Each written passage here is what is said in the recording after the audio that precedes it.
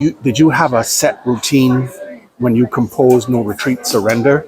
No retreat, no surrender. Did you have like a set number of pages or a set number of hours to compose so many paragraphs and that sort of thing?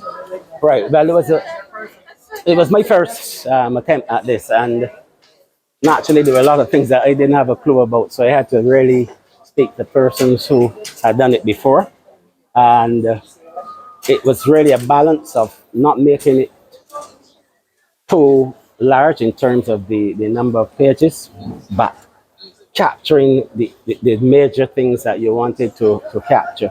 And that was really the focus, to tell the story, the Barbados story, how we, as a small island developing state, dealt with the COVID-19 pandemic. So I think I might have been a very ambitious person in the beginning, because I wanted this book to be released like maybe a year before it actually got, yeah, about getting to the final stages really was a lot of work. And I mean, we had some good people working with us, and I thank them very much for that.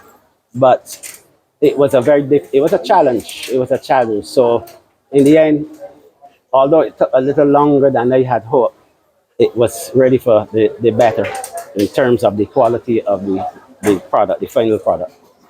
And now that you have the book out, are you looking at other books? And if so, are they going to be fiction, non-fiction, or military? Well, there's one that I can tell you that definitely looking at this point in time. And this one will be done in collaboration with another person, my dear friend and former colleague, Colonel Athleen Branch. We are joining forces in order to produce a book which deals with the contribution of the Barbados Defense Force to this country, because that is a story that has not been told.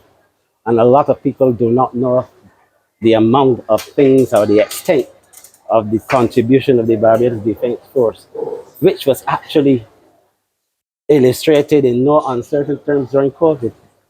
I can't tell you what we would have done without the Defense Force. And so that is something that we want to do.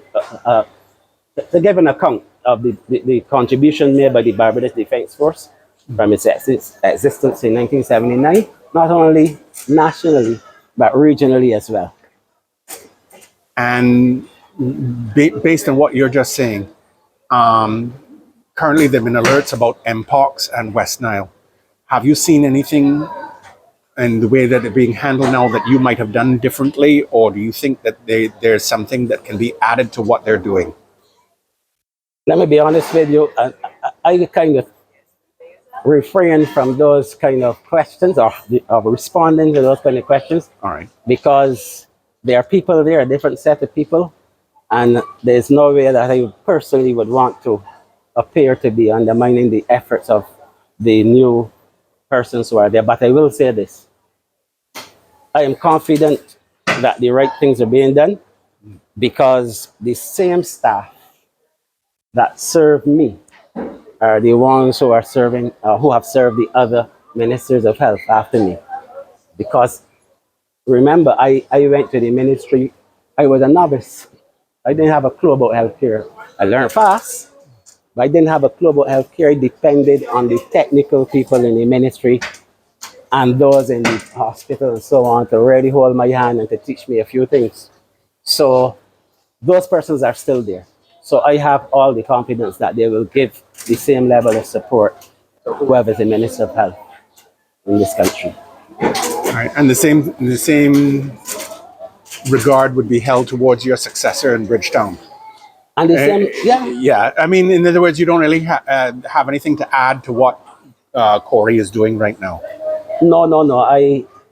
To be honest with you, I have made a deliberate attempt even to stay out of Bridgetown.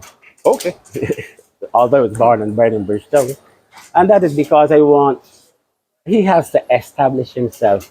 He has to set his path. I don't want to be in the way. You know, people obviously might gravitate towards me because I've been around for a much longer time than Corey Lane. But I have given him all the space that he needs. And I am sure that he will do his very best to continue the work, because it's a relay that you run in these things. You pass you do your leg and you pass the baton on to someone else.